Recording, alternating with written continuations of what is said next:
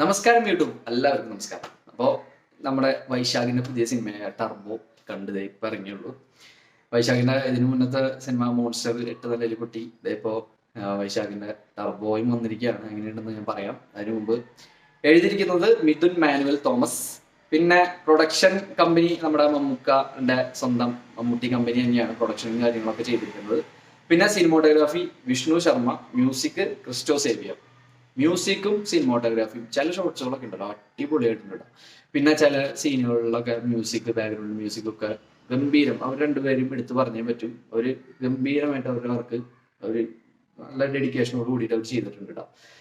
പിന്നെ പടത്തിനെ പറ്റിയിട്ട് പറയുമ്പോൾ ഏകദേശം 2.5 മണിക്കൂർ സിനിമയുണ്ട്. 2.5 മണിക്കൂർ സിനിമയിൽ 1.5 മണിക്കൂറോളം ഈ ഫൈറ്റ് സീനും കാർ ചേസിങ് സീനുമാണ് ഉടനീളം. മൊത്തത്തിൽ 1.5 മണിക്കൂർ ഈ ഫൈറ്റ് സീനുകളൊക്കെ മാറ്റി വെച്ച് കഴിഞ്ഞാൽ പത്രത്തോളം ഫൈറ്റും കാര്യങ്ങളൊക്കെ ഈ സിനിമയിൽ ഉണ്ട് എന്ന് വേണം അനുമാനിക്കാൻ.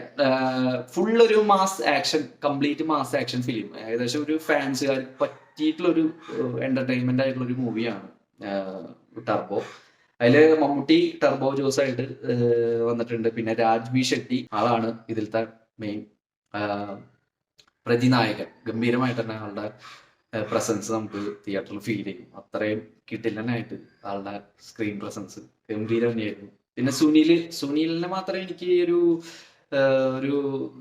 അങ്ങോട്ട് ശരിക്കും അവിടെ ഒരു ഇംപ്രസ് ആക്കാൻ നല്ലൊരു സംഭവം കൊണ്ടുവരാനായിട്ട് സുനിലിന് പറ്റിയിട്ടില്ല എന്നാണ് എനിക്ക് തോന്നിയിട്ടുള്ളത്.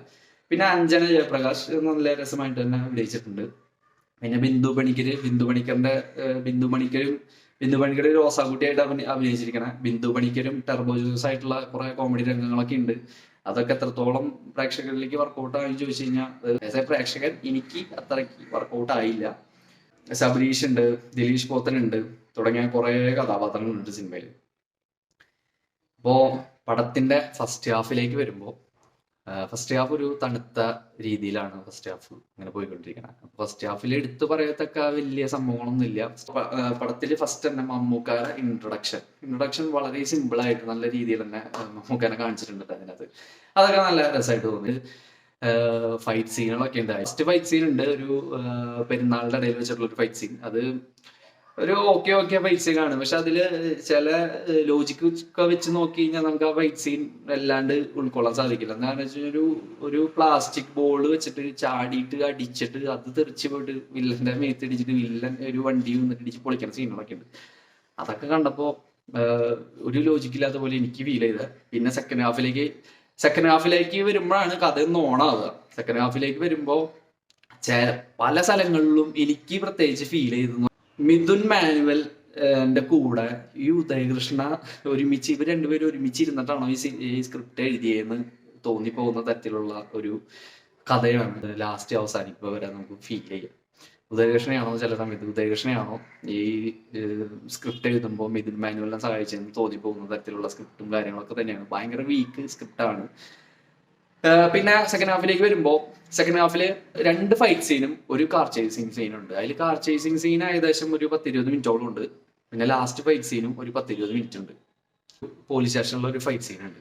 ഈ 2 ഫൈറ്റ് സീനും കിട്ടിലനായിട്ട് മമ്മൂക്ക ചെയ്തിട്ടുണ്ട്. സൂപ്പർ, അടിപൊളി.